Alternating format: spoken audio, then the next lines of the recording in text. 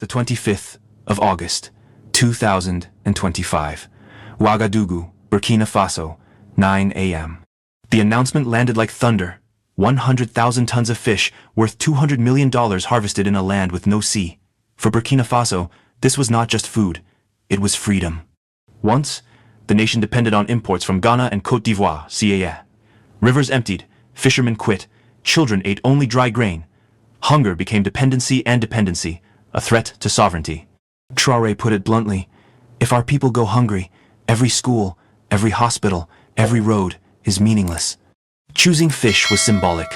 Gold enriches a few, oil can be stolen, but fish feeds everyone. From dams to reservoirs, from ponds to lakes, Burkina turned water into a weapon against hunger. In Bobo Dioulasso, a fisherman raised his catch with tears in his eyes. At last, we eat from our waters, not another man's sea. But one question now drives the story forward. Can this victory become a lasting system? A shield not just against hunger, but against dependence itself. Subscribe, share, and stay with us. Next, we uncover how fish became Burkina Faso's shield of sovereignty. The 25th of August, 2025. Lake Bagre, central Burkina Faso, 4:30 p.m. The surface of the lake shimmered, restless under the late afternoon Sunday. On its banks, thousands stood in silence, farmers, children, elders, all waiting for a moment they never imagined they would witness. Then, from the back of government trucks, crates opened and streams of silver life splashed into the water. Tilapia, carp, catfish. Not gold bars, not oil barrels, but fish released like a living declaration. Burkina Faso will feed itself. This was not charity, it was not spectacle, it was policy as sovereignty. In June 2025, Captain Ibrahim Traoré signed an unprecedented decree. Every river, every dam, every reservoir would be restored and turned into engines of food security. No more waiting on imported shipments from Ghana or Côte d'Ivoire. No more dependence that left markets empty and children malnourished. Hunger, Traoré declared, was not just a social problem, it was a national security threat. If our people are hungry, he said, every school, every hospital, every road means nothing. The plan was meticulous. Scientists selected fish species not for prestige, but for survival. Tilapia resilient, familiar to every Burkinabe table. Carp fast-growing, perfect for the vast man-made lakes. Catfish rich in protein, beloved in soups, adaptable to village ponds. Each choice was as cultural as it was ecological. As one biologist put it during the launch, we are not importing tastes, we are restoring dignity. The symbolism was impossible to miss. Children clapped as the fingerlings scattered into the currents. Women sang as elders poured water over their hands, blessing the restocking as if baptizing the nation itself. One villager whispered, voice trembling, "We buried our rivers. Today, they rise again." Behind the spectacle was a serious machine of state. Training programs mobilized across provinces, teaching farmers how to build cages and ponds. Hatcheries distributed millions of fingerlings at subsidized rates. Cold storage units sprang up along highways to preserve catches, while cooperatives formed to ensure fair markets. Women's associations received microloans for smoking and drying stations, turning fish into sustainable income year-round. And yet, beyond logistics, the project carried a sharper edge. It was a redefinition of what sovereignty means. In the past, Burkina Faso's wealth flowed outward, cotton to foreign mills, gold to foreign vaults. The profits rarely fed its people. But fish daily, tangible, essential was different. Fish could not be hoarded abroad or siphoned away. Fish meant children eating tonight, mothers selling in markets tomorrow, communities holding their future in their own hands. Western analysts dismissed it. Fish cannot build a nation, they wrote. But in the villages of Burkina Faso, people laughed at that arrogance. To them, a full plate was more revolutionary than a full speech. The return of fish was not biology, it was justice. The project also flipped the narrative of power. Sovereignty, long measured by tanks and treaties, was now reimagined. A country that fills its stomachs, Traoré insisted, is stronger than a country that buys weapons but cannot feed its own. You cannot defend a nation whose children faint from hunger, said a teacher in Koudougou. But you can defend a nation that eats from its own rivers. So the harvest begins not just of fish, but of dignity. Villages once abandoned now hum with hope. Rivers once empty now teem with life. And a question rises, larger than any catch. Can a humble tilapia become more powerful than gold, more strategic than oil, more enduring than aid. The 25th of August, 2025. Bagre Reservoir, Burkina Faso. 7 a.m. The sun had barely risen when the nets came up. Heavy, glistening, alive. For the first time in decades, fishermen on Lake Bagre shouted with joy instead of despair. Their boats, once abandoned, now leaned under the weight of tilapia and catfish. The air smelled of water and smoke from drying racks. This was not just a catch. It was a return to livelihood, to dignity, to tradition. Across the country, the first results of Burkina Faso's bold fisheries program were visible. Fishermen returned to the rivers, no longer forced to migrate or change jobs. Many had walked away when nets yielded nothing but weeds. Now, they walked back, hauling in harvests that fed both their families and the markets.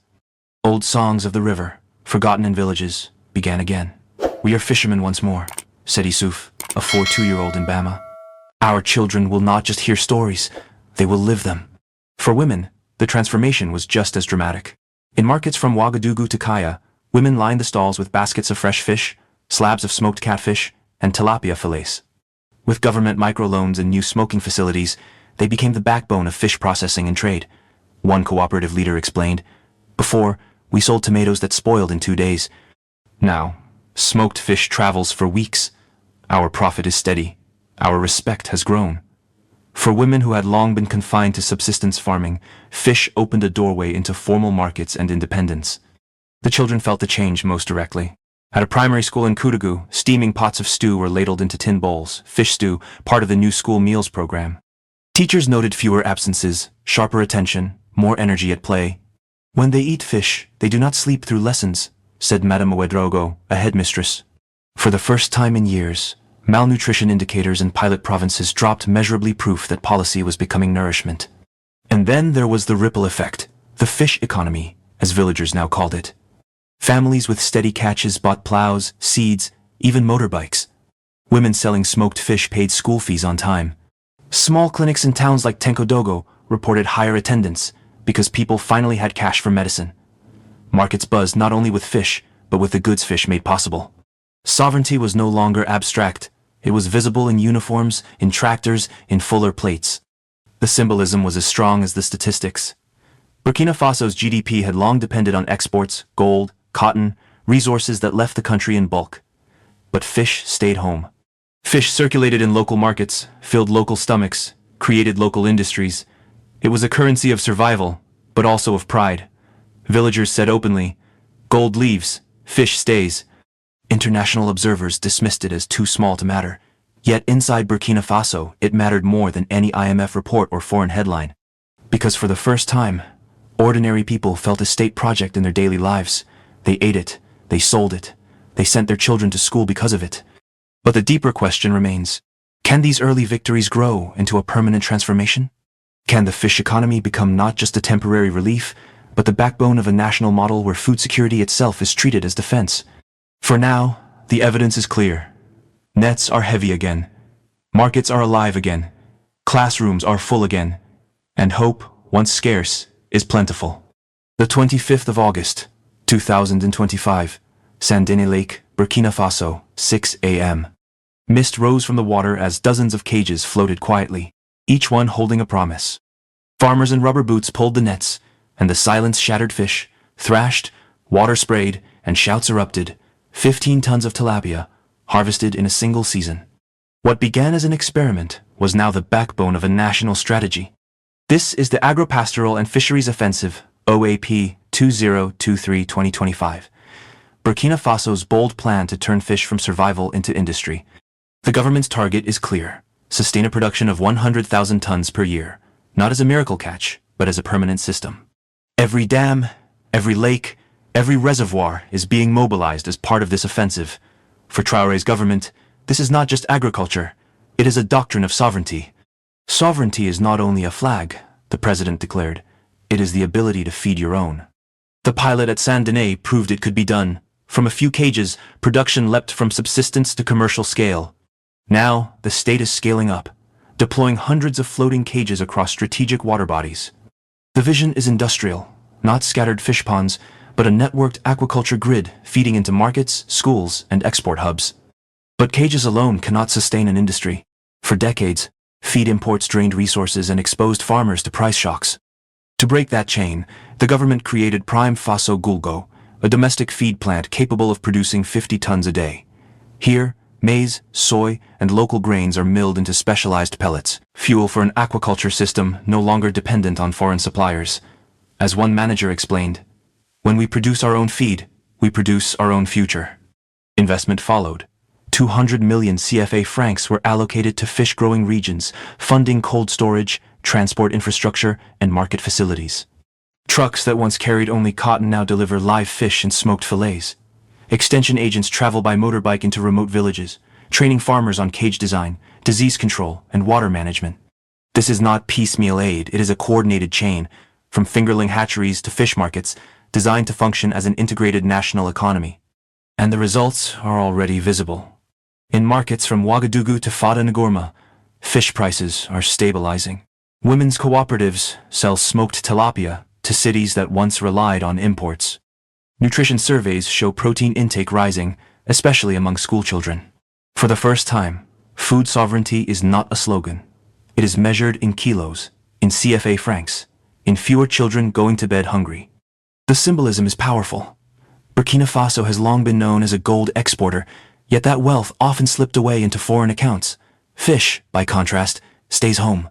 It circulates in local markets, fuels local businesses, and fills local stomachs. It transforms sovereignty from rhetoric into daily life. Critics abroad point to the risks: fluctuating feed prices, environmental stress, export competition. But Burkinabe leaders respond with a sharper critique. For too long, Africa's economies were designed to feed others, not themselves. The OAP is a reversal of that logic. It says plainly, "Our rivers are not for export. Our fish are not for dependency. They are for us." Yet the questions remain. Can Burkina Faso sustain this growth without repeating the mistakes of overfishing and ecological neglect? Can aquaculture become a genuine industry, resilient to droughts, markets, and politics, or will it remain a symbol, inspiring but fragile? What is certain is this: the OAP has begun to change the way Burkinabe see themselves, no longer as a hungry, landlocked nation, but as a people who can turn lakes into lifelines and policies into pride. And that shift, mental, political, cultural, may prove more valuable than any harvest. The 26th of August, 2025. Ouagadougou, Burkina Faso, 10 a.m. The numbers were already on the table. 100,000 tons of fish harvested, worth $200 million. But the real weight of this policy was not measured in tons or francs. It was measured in politics, in society, and in how the world responded. For the first time in years, the government of Burkina Faso could point to a tangible achievement: markets full of fish, families with healthier meals, and fishermen returning to their boats. Promises had become reality. Inside the country, the effects were immediate. Trust, often fragile in a nation scarred by coups and conflict, surged. People no longer judged the state by speeches, but by what was on their plates. In Ouagadougou's central market, women vendors pointed to stalls overflowing with tilapia and carp, saying, "This is what sovereignty tastes like." For the political opposition, usually quick to attack, it became harder to argue against evidence so visible. How could they dismiss a government when school meals now included protein, when children showed up healthier, when fishermen who once abandoned their nets were singing again? The effect rippled into morale. Civil servants, often accused of inefficiency, found themselves part of a success story. Teachers reported better attendance and concentration in classrooms. Nurses noted fewer cases of malnutrition. In villages once skeptical of Ouagadougou's politics, pride replaced suspicion. Sovereignty, once an abstract word, had become a lived experience. But outside Burkina Faso, the reaction was more complicated. Western analysts were quick to mock. Reports from think tanks in Paris and Washington labeled the fish offensive as unsustainable, warning of ecological strain, climate volatility, and the dangers of overfishing. Commentators dismissed it as a populist project doomed to collapse, yet the data told another story. Imports of fish had already dropped by double digits within months. Market surveys showed price stabilization across rural and urban zones, and nutrition reports confirmed that child growth indicators were improving in provinces where fish had entered school programs. The contradiction was stark. For decades, global institutions insisted that poor nations follow strict structural reforms, cut subsidies, import food, depend on aid. Burkina Faso chose a different path: invest directly in self-sufficiency.